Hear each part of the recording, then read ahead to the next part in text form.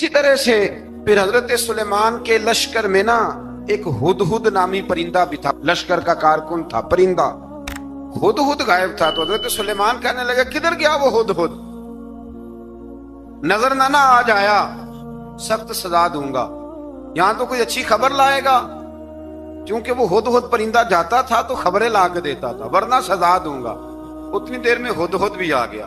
तो ये परिंदे जो कारकुन होते हैं बड़े सियाने होते हैं, कभी बंदा नाराज हो तो सही खबरें ले आते हैं। तो सही खबर लेके आ गया, आते ही आके बैठा तो उसने हजरत सुलेमान अलैहिस्सलाम ने कहा कहाँ थे? अर्ज करने लगा हुजूर मैं मुल्क सबा गया था, वहां एक औरत हुक्मरानी करती है, उसका नाम बिल्कीस है, बहुत बड़े तख्त पे बैठती है, 80 गज उसका तख्त लंबा है, 40 गज चौड़ा है और शायद 80 मान के 80 टन उसका वजन है। तो हुजूर वो सूरज को पूछते हैं। हजरत सुलेमान ने फौरन खत लिखा, फरमाया जाके उसे मेरा खत दे दो कि या तो कलमा पढ़ के हमारी फर्मा बरदार बन जाए वरना तैयार हो जाए, जो अल्लाह के गैर को पूछते हैं हम उनके खिलाफ जंग करेंगे। वो जब लेके गए ना खत, ये हुदूद गया तो वो मीटिंग कर रही थी, उसके वजीर मशीर सारे बैठे थे। इसने जाके खत फेंक दिया मलका बिल्कीस की झोली में। उसने खत पढ़ा तो डर गई, वजीरों को बुलाया। हजरत सुलेमान, कुरान कहता है हजरत सुलेमान ने कहा था खत फेंक के ना तो साइड पे होके सुनना वो क्या कहता। बंदों के लिए मना है, परिंदों के लिए जायज है। बंदों के लिए मना है साइड पे होके सुनना। हाँ, जिसकी जासूसी की ड्यूटी हो, कुफर की जासूसी, उस बंदे के लिए भी जायज है। तो यहाँ एक तो वो परिंदे थे, दूसरा कुफर की जासूसी कर रहे थे। साइड पे होके सुनने लगे तो मलका बिल्कीस कहने लगी अब क्या करना है, ये खत आया है। तो वो कहने लगे हम तैयार हैं, आप हुक्म करें, हम लड़ने को तैयार हैं, लड़ेंगे। वो कहने लगी नहीं तेजी ना दिखाओ, कुरान मजीद कहता है कि वो कहने लगी जब लड़ाइयां होती हैं तो शहर तबाह होते हैं, मुल्क खंडर बन जाते हैं, लड़ाई मसले का हल नहीं है। उन्होंने कहा कि मैं नबी हूं, एक दफा आजमा लेते हैं कि नबी हैं कि नहीं, माज़अल्लाह आजमा लेते हैं। कहा कैसे? कहने लगी तोहफे ताए बेचते हैं, अगर माल पर दिल ललचा गया तो फिर नबी नहीं बादशाह है, और अगर माल पर दिल ललचाया ना तो फिर अल्लाह के कामिल बंदे। ये फर्क उसने उस वक्त बयान किया। उसने 500 कनीजे, 500 गुलाम, बड़े शानदार लिबास पहना के, 500 घोड़ा बड़ा तगड़ा, उसके ऊपर माल व असबाब रख के तैयारी करा के हजरत सुलेमान की तरफ भेजा। हुदहुद पहले से खबर लेके आ गया, हुजूर उसने ये प्रोग्राम बनाया है। वो जब आया सारा कुछ तो हजरत सुलेमान देख के जलाल में आ गए, फरमाने लगे उसे जाके कह दो तू मुझे क्या तोहफे भेजेगी, मेरे रब ने मुझे माला माल फरमाया हुआ है, ने माला माल किया मेरे मालिक ने, जा उसे जाके कह तू क्या तोहफे देगी। जब रब देता है तो फिर कोई कमी ना वो नहीं छोड़ता। बंदे क्या दे सकते हैं, बंदे तो बेचारे 10 दे के तो 10 दिन उनकी आंखें नहीं खुलती। फरमाया मुझे अल्लाह ने जो दिया है क्या बात है उसके देने की। तो फरमाया उसे कहो या फरमाबरदार होके आ जाए या जंग के लिए तैयार हो जाए, हम उसे उसके शहर से जलील करके निकाल देंगे।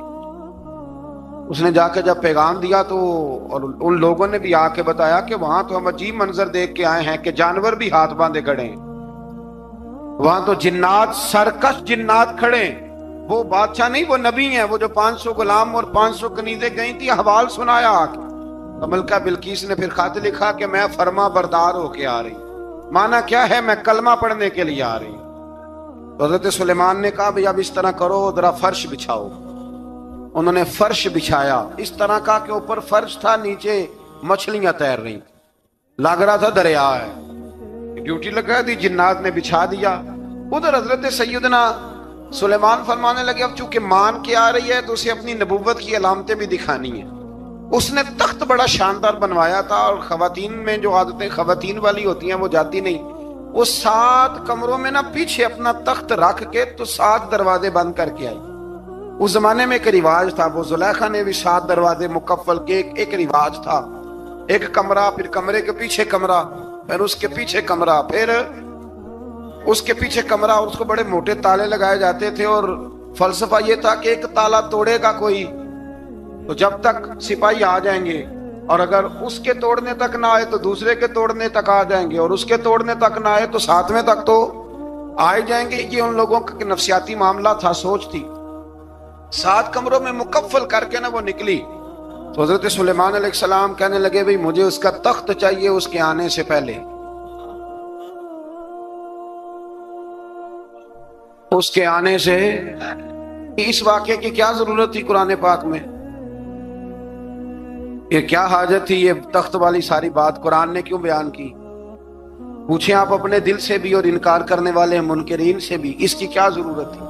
وہ جو کہتے ہیں جی ولی کی کرامت کی کیا ضرورت ہے, سیدھی سیدھی نماز پڑھو, روزہ رکھو, حج کرو, زکوٰۃ دو, تو پوچھو ان سے ایک سورت نمل کے اندر اس ساری تفصیل کی کیا ضرورت تھی؟ ختم ہو گئی جب وہ کلمہ جو پڑھ رہی ہے تو پھر اس سارے واقعے کو رب کیوں بیان فرماتا ہے؟ حضرت سیدنا سلیمان فرمانے لگے تخت چاہیے, اور چاہیے اس کے آنے سے پہلے. قال عفریت من الجن, جنوں میں سے ایک بہت بڑا جن بولا, کہنے لگا حضور آپ کا یہ تخت برخاست ہونے سے پہلے لے آؤں گا. یہ جو آپ میٹنگ کر رہے ہیں نا, یا فیصلے ختم, کچھ نے لکھا صبح سے شام تک میٹنگ ہوتی ہے اور اس کو آنے میں پتہ نہیں کتنے دن لگیں گے, تو میں یہ برخاست ہونے سے پہلے. اور کچھ نے کہا دی آپ شرط کیوں لگاتے ہیں کہ صبح سے شام تک ہوتی؟ اس جن نے کہا دی آپ 10 منٹ میں فارغ ہو جائیں, آپ فارغ ہوں گے تو تخت آ جائے گا. مفسرین نے لکھا ہے کہ جب قرآن کہتا ہے کہ اس نے کہا کہ آپ کے فارغ ہونے سے پہلے, اس کا مطلب ہے کہ جب آپ اٹھیں گے یہ جگہ خالی کر دیں گے تو تخت یہاں کیویں ہزاروں میل کا فاصلہ ہے آ جائے گا, پر ہوائی جہاز پہ کارگو کرا کے جی DHL کے ذریعے کیسے آئے گا؟ وہاں آئے گا تو بس آئے گا. تو حضرت سلیمان کی تو بادشاہت تھی نا زمانے پہ, فرمانے لگے نہیں نہیں تو لیٹ ہے, تو لیٹ ہے, تو ہمیں جانتا ہی نہیں ہے, تو سٹ تے پکڑا کوار گندل, اسی اور بھی بوٹیاں جاننے ہاں, یہ تو لیٹ ہے, ابھی ہماری طاقت اس سے زیادہ ہے. بڑی کمال بات لکھی ہے لکھنے والوں نے. ایک مفسر نے لکھا ہے کہ ابھی حضرت سلیمان نے غلاموں سے منگوایا ہے, اپنی بات کوئی نہیں کی, یہ حال ہے ان کے غلاموں کا, تو سردار کا عالم کیا ہوگا؟ حضرت سلیمان کہنے لگے بھی جلدی جائیے. قال الذی عنده علم من الکتاب انا آتیک بہ قبل ان یرتد الیک طرفک. تو اٹھا ان میں سے وہ جس کے پاس کتاب میں سے علم تھا, ساری کتاب کا بھی نہیں, علم من الکتاب, کتاب. وہ اٹھے جن کے پاس کتاب میں سے علم تھا, تو وہ اٹھ کے کہنے لگے حضور میں لے آؤں گا. کب؟ آپ کے آنکھ جھپکنے سے نہیں, آنکھ جھپکنے سے. بندہ تھا جن تھا, جن کی تو بات مانی نہیں انہوں نے. کیا کہا؟ آنکھ جھپکنے سے, میں آنکھ جھپکنے سے پہلے لے آؤں گا. تو حضرت سلیمان کہنے لگے تو ٹھیک ہے چل لا پھر, لا پھر. آنکھ جھپکنے سے بڑے ہی نہیں, پھر غصہ نہیں آتا ان پہ, پھر غصہ نہیں آتا. میرے شیخ کامل, مرشد اکمل, شیخ بحر و بار حضور غوث پاک جیلانی, حضرت غوث اعظم یوں کر کے شاگردوں کو مریدوں کو سبق پڑھا رہے تھے, پڑھاتے پڑھاتے ہاتھ آگے کیا, اور جب ہاتھ واپس آیا تو بھیگ گیا تھا سارا. تو شاگرد کہنے لگے حضور یہ کیا ہے؟ فرمایا تمہیں نہیں سمجھ آئے گی, چھوڑو تمہارے والی بات نہیں, خاصان دی گل آما آگے نہیں مناسب کرنی, رہنے دو تم. کچھ وقت گزرا تو کچھ لوگ آ گئے, ابھی کلاس ختم نہیں ہوئی تھی, کپڑے بھیگے ہوئے ہو. وہ شاگرد پہلے ہی منتظر تھے, کہا تمہیں کیا ہوا؟ کہنے لگے دریا میں جا رہے تھے, اچانک ہچکولیں آنے لگے. تو ہم نے کوئی کسی بے عمل کا بازو تو نہیں نہ تھاما, ہم غوث اعظم کے ماننے والے ہیں. تو دریا میں کہا یا شیخ عبد القادر جیلانی شیئا للہ, اللہ کے راستے میں مدد کرو. تو کہنے لگے بس ایک ہاتھ ہی آیا ہے, اور یوں کشتی کھینچ کے باہر نکالی ہے. تو اب وہ شاگرد سارے چپ کر گئے, کہنے لگے جواب کیوں نہیں دیتے؟ انہوں نے کہا تم نے ہاتھ دیکھا ہے پہنچتا ہوا, اور ہم نے ہاتھ دیکھا ہے یہاں سے جاتا ہوا. تم نے پہنچتا ہوا دیکھا ہے, تو ہم نے حضرت بہاؤالحق نقشبند بخاری, ان کی ایک مریدنی تھی, اوپر چبارے پہ کسی نے اس کی عزت پہ ہاتھ ڈالا، چبارے پہ اوپر والی منزل پہ اس مریدنی نے اپنی عزت بچانے کے لیے چھلانگ لگا دی۔ جب وہ نیچے گر رہی تھی تو حضرت بہاولک نقشبند بخاری پہنچ گئے، نیچے کوئی ایسا بندوبست کر دیا، کوئی چارپائی بچھا دی، کوئی ایسا جس پہ وہ آ کے آرام سے گری اور بچ گئی۔ حضرت صاحب کی طرف دیکھ کے کہنے لگی کہ حضور آپ کب آئے؟ فرمانے لگے پتر جب تو چبارے سے چلی تھی تب میں بخارے سے چلا تھا، جب تو چبارے سے چلی تھی نا تب میں بخارے سے چلا تھا، اور تیرے نیچے آنے تک میں بھی پہنچ گیا ہوں۔ میں بھی مالی دا کم راکھی کرنا، پل کچے ہون یا پکے، اے پیر مریداں دے سر تے رہندا ہے، اے جھوٹے ہون یا سچے، یہ پکی غلامی کریں یا کچی کریں، پیر کی بھی مجبوری ہوتی ہے، کیا کریں، پیر مریداں دے سر تے رہندا ہے، اے جھوٹے ہون یا سچے، کیا کیا جا سکتا ہے۔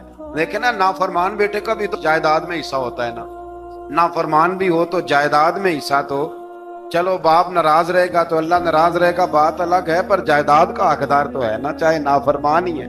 پیر مریداں دے سر تے ہی رہندا ہے، اے جھوٹے ہون یا۔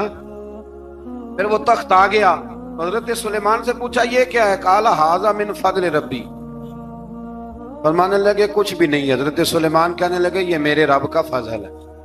شاید سب مفسرین نے بڑی بڑی باتیں کی ہوں، پر یہاں ایک قاضی ثناء اللہ پانی پتی رحمت اللہ علیہ کا فقرہ میں پڑھ رہا تھا، بڑا مزہ آ رہا تھا۔ قاضی صاحب فرمانے لگے اس آیت پہ، قاضی صاحب کہتے ہیں جن پر نرا فضل تھا، ھذا من فضل ربی، نرا فضل، فرمایا ان کی تو اتنی طاقت ہے کہ وہ ہزاروں میل دور سے 80 گز لمبا 80 گز چوڑا تخت آنکھ جھپکنے سے پہلے لے آتے ہیں، اور جن کے بارے میں اللہ فرماتے ہیں بشر المؤمنین بِأَنَّ لَهُم مِّنَ اللَّهِ فَضْلًا كَبِيرًا، فرمایا محبوب اپنے غلاموں کو خوشخبری دے دیں، باقیوں پہ نرا فضل تھا، ان پر تو فضل کبیر ہے، ان پر تو بڑا ہی فضل ہے اللہ کا۔ تو فرمایا جن پر فضل کبیر ہو، ایک نہیں، اس پر میں بڑے دلائل دے سکتا ہوں، کرامات اولیاء پر میں بڑے ہی دلائل دے سکتا ہوں، بڑے۔ غوث اعظم رضی اللہ تعالیٰ عنہ کے پاس بادشاہ آیا تو کہنے لگا پیر تب مانوں گا جب سیب کھلائیں گے، سیب کا موسم ہی نہیں تھا۔ تو حضرت صاحب آتے ہی اسے کہنے لگے اب تو میری ولایت کو سیبوں پہ تو نہ تول، وہ سیب کھلائے تو ولی یا نہ کھلائے تو ولی کوئی نہیں، یہ تو اب میری ولایت کو سیبوں پہ تو نہ تول۔ تو حضرت صاحب نے یوں ہاتھ اٹھایا تو اللہ نے 2 سیب عطا فرمائے۔ تو وہاں جملہ ہے حضور غوث اعظم کا، فرمانے لگے اگر اللہ حضرت مریم سلام اللہ جو بنی اسرائیل کی ولیہ ہیں، ولی ہے نا، وہ نبی تو نہیں نا، عورت نبی نہیں ہو سکتی، فرمایا اگر اللہ انہیں بغیر موسم کے پھل دے سکتا ہے میں تو محمد عربی کا نوکر ہوں۔ فرمایا اب نہ 2 سیب آئے تھے، تو وہ کہنے لگا میرے تو دل میں 1 سیب تھا نا، تو حضور غوث اعظم نے نا 1 سیب مجھے دیا، 1 میں نے کھایا تو 1 غوث پاک کھانے لگے، کہتے ہیں میں نے منہ میں رکھا ذرا ترش تھا، تو میرے چہرے کا وہ رنگ دیکھ کے نا، اثر دیکھ کے کہ تلخی محسوس، تو غوث اعظم کہنے لگے میرے والا کھا۔ 1 انہوں نے کاٹ کے ٹکڑا دیا، کہتے کھایا تو بڑا میٹھا تھا، تو میں نے کہا حضور آئے تو دونوں ہی غیب سے ہیں، تو آپ کے والا میٹھا ہے میرے والا کڑوا ہے، تو آپ فرمانے لگے آئے تو دونوں غیب سے تھے، پر ایک کو ذرا ظالم کے ہاتھ لگ گئے ہیں نا، اس کو تنبیہ بھی کر دی کہ ظلم سے باز آ جا، تنبیہ بھی کر دی، پر میں ہاتھ ظالم کے لگے اس لیے ترش ہو گیا، سیانا بن، 1 نہیں 20 درجنوں، لیکن پتہ نہیں کیوں لوگ اڑ گئے، پتہ نہیں کیوں کڑ کے آ گئے کرامت اولیاء کے معاملے میں بالکل۔ اور پھر کسی حدیث میں یہ نہیں آیا کہ اس زمانے میں ولی ہوں گے تو اس زمانے میں ولی نہیں ہوں گے، حضور نے فرمایا میری امت کبھی گمراہی پر جمع نہیں ہوگی۔ اقبال کہتا ہے اولیاء کیا ہوتے ہیں؟ اولیاء کیا ہیں؟ جواسیس القلوب۔ اقبال کہتا ہے ولی کا بہت بڑا ولی تم نے دیکھنا ہو تو اسے دیکھو جو تیرے دل کا جاسوس ہے۔ چلو یہ مشکل بات ہے، میں نہیں چھیڑتا، لیکن جو تیرے وہ جاسوسی کرتا ہے، پر کرتا ہے تیرے دل کی، وہ تیرے دل کا جاسوس ہوتا ہے ولی۔ اور اس پر حضور کی حدیث ہے، فرمایا اس کی فراست قلبی سے ڈر، یہ اللہ کے نور سے دیکھتا ہے، ڈر اس کی فراست قلبی سے، اللہ توفیق عطا فرمائے۔ 12 اس ولی کا نام تھا آصف بن برخیہ۔ آصف بن برخیہ جی حضرت سلیمان کے وزیر تھے۔ وہ آئی ملکہ بلقیس، اور جب وہ آئی نا تو اس نے دیکھا کہ یہ تو آگے سامنے حضرت سلیمان بیٹھے ہیں، اور جو رستہ ہے نا درمیان میں وہ فرش ہے کہ دریا ہے سمجھ نہیں آ رہی۔ تو اس نے نا اپنا یوں کر کے اوپر کپڑا اٹھانا شروع کر دیا کہ نیچے پانی ہے. حضرت سلیمان کہنے لگے چلتی آ, نیچے کچھ بھی نہیں. اس نے پیر رکھا, نیچے مچھلیاں بھی تیرتی جا رہی تھی. حضرت سلیمان علیہ الصلوۃ والسلام, آج بھی اللہ نے توفیق دی ہے نا, لوگوں نے اس طرح کی تعمیرات بعد میں کی ہیں, لیکن اس کے موجد, اس کے پہلے بنانے والے حضرت سلیمان ہیں, اللہ کی دی ہوئی توفیق سے. تو وہ ملکہ آپ کے پاس آئی, پھر وہ آپ کی فرما بردار ہو گئی. اور بعد مفسرین نے یہ لکھا ہے کہ اس نے جب کلمہ پڑھا تو پھر اس کا نکاح بھی حضرت سلیمان سے ہوا. حضرت سیدنا لقمان اپنے بیٹے کو نصیحت کرتے ہیں, اور قرآن مجید نے سورہ لقمان کے اندر آپ کی ان نصیحتوں کا ذکر فرمایا ہے. اللہ کریم نے ارشاد فرمایا کہ حضرت لقمان, ان کی جو بات انہوں نے اپنے بیٹے کے ساتھ کی, فرمایا وَلَا تُصَعِّرْ خَدَّكَ لِلنَّاسِ, اے میرے بیٹے لوگوں کے ساتھ اپنے رخ کو نہ پھیرا کر, غرور کے ساتھ اپنے لب و لہجے کو پھیر نہ لیا کر لوگوں کی طرف سے. اور وَلَا تَمْشِي فِي الْأَرْضِ مَرَحًا, اور زمین پر اکڑ اکڑ کے نہ چلا کر. تکبر کے ساتھ اپنے لب و لہجے کو لوگوں سے پھیر نہ لیا کر, اور زمین پر اکڑ کے بھی نہ چلا کر. جناب لقمان اپنے بیٹے کو نصیحت فرما رہے ہیں, اور اللہ نے اس کا ذکر قرآن مجید میں فرمایا ہے. اسلام ہماری تربیت کرتا ہے ہر موقع پر, اور ہمیں اسباق پڑھاتا ہے زندگی ساری گزارنے کے لیے. انسان کی بات کا دوسرے پر بڑا اثر ہوتا ہے, لیکن اس کی بات کے ساتھ ساتھ اس کے لہجے کا بھی بڑا اثر ہوتا ہے. کھانے کا بھی بڑا اثر ہے, لیکن کھانا آپ کس برتن میں رکھ کے دے رہے ہیں اس کا بھی بڑا اثر ہے. آپ نے کھانا کس طرح سجایا ہے, کس جگہ کسی کو بٹھایا ہے, اس کا بھی بہت زیادہ اثر ہے. اسلام یہ کہتا ہے کہ آپ کا جو لب و لہجہ ہے وہ ہمیشہ اچھے اخلاق والا ہونا چاہیے. لہجے جو ہوتے ہیں نا, لہجے, لب و لہجہ, وہ بڑی تاثیر رکھتا ہے, بڑا اثر رکھتا ہے. چھوٹا سا بچہ ہوتا ہے, دودھ پیتا ہے, ابھی نونہال بچہ ہے چھوٹا سا, ابھی اسے پتہ نہیں ہے کہ کون سی بات کا کیا معنی ہے. اسی بچے کے آپ نے گال پہ محبت کے ساتھ ہاتھ پھیرا تو وہ ہنس دیتا ہے, لیکن اگر آپ غصے کے ساتھ اس کی گال پہ ہاتھ لگاتے ہیں تو وہ رو دیتا ہے. آپ میری بات کو سمجھیں گے, ابھی اس کو لفظوں کے مفاہیم کا نہیں پتا, معانی سے ابھی وہ آگاہ نہیں ہے, معانی نہیں جانتا, پر آپ نے کس لہجے کے ساتھ اس سے پیار کیا یہ اسے پتا ہے. یہ جو لہجہ ہوتا ہے نا, لہجہ, اخلاق آپ کا, یہ بڑا اثر کرتا ہے. آپ نے گفتگو کی, لیکن اس گفتگو میں آپ کا انداز کیا تھا, لب و لہجہ کیا تھا. کچھ لوگ کہتے ہیں میں نے کوئی غلط بات کی ہے, بالکل ٹھیک بات کی ہے. بھئی آپ کی بات ٹھیک تھی, پر آپ کا انداز ٹھیک نہیں تھا. جہاں بات ٹھیک ہونا ضروری ہے نا, وہاں انداز ٹھیک ہونا بھی بڑا ہی ضروری ہے. آپ کے لہجے کا خوبصورت ہونا اور آپ کے لفظوں کا حسین ہونا بھی بڑا ہی ضروری ہے. اگر آپ تھوڑا سا معاشرے میں غور کریں تو کچھ لوگ ایسے ہیں جو طبعاً ہی بیچارے دنیا میں آئے ہی شکوہ کرنے کے لیے. ان کے لہجے سے نہ ترش روئی برستی ہے, تلخی ہے. وہ جی میں فلاں آدمی کے پاس گیا تو اس نے میری بات نہیں سنی, فلاں شخص سے میری ملاقات ہوئی, میں نے وقت گزارا پر وہ بندہ ٹھیک نہیں نکلا, فلاں کے ساتھ میں آگے بڑھنا چاہ رہا تھا پر میرے معاملہ چل نہیں سکے. تو بھئی آپ دوسروں کو ناپتے اور تولتے رہے, آپ کو یہ دیکھ لینا چاہیے تھا کہ آپ کا انداز فکر ہی کہیں غلط نہ ہو. لہجے, اخلاق, یہ آپ کے لفظوں سے بھی زیادہ اثر بعض اوقات رکھتے ہیں. کسی نے کہا تھا کہ میرے لہجے میں غرور آیا تھا, اس کو حق تھا کہ شکایت کرتا. ہاں, میرے لہجے میں کچھ ایسا کہ جس پہ وہ بیچارہ پریشان ہو گیا, اب اس کا حق بنتا تھا وہ اس پہ شکایت کرتا. تو میرے عزیز, آپ بات کو یاد رکھیں گے کہ جو اخلاق ہے, آپ کا جو اخلاق ہے, جو آپ کا کردار ہے, وہ اپنی ایک خوبصورتی رکھتا ہے. اس لیے میرے نبی پاک صلی اللہ تعالی علیہ وآلہ وسلم نے فرمایا تم میں کامل مومن وہ ہے جس کا اخلاق زیادہ اچھا ہے. جو کہانیاں زیادہ سناتا ہے وہ نہیں، جو اپنی خدمات زیادہ بتاتا ہے وہ نہیں، جو باقی سب کی نفی کر کے کہتا ہے کہ دنیا میں کوئی بندہ ٹھیک نہیں صرف میں ٹھیک ہوں، وہ والا بندہ نہیں. بلکہ فرمایا جس بندے کا اخلاق زیادہ اچھا ہے. اخلاق دیکھیں، جو آپ کا لہجہ ہوتا ہے نا، یہ بہت زیادہ اثرات مرتب کرتا ہے آپ کے گھر پہ بھی باہر بھی. آپ اگر اپنی گفتگو میں باڈی لینگویج کو تھوڑا سا اچھا رکھیں، کچھ لوگ ایسے ہوتے ہیں جو بات بڑی صحیح کرتے ہیں پر کچھ زیادہ ہی باتیں کرتے ہیں. وہ زیادہ باتیں کرنے کی وجہ سے ان کی جو صحیح باتیں ہوتی ہیں ان کا بھی وزن خراب ہو جاتا ہے، کیونکہ وہ زیادہ باتیں کرتے ہیں، ہر وقت بولتے ہیں، ہر وقت بات کرتے ہیں. تو جب وہ ٹھیک بات بھی کر رہے ہوں تب بھی ان کی بات کا لوگ اثر قبول نہیں کرتے. لیکن اگر ان کا لہجہ باوقار ہو، بات وہ تھوڑی کریں پر جتنی کریں ذرا سونی کر کے کریں، گفتگو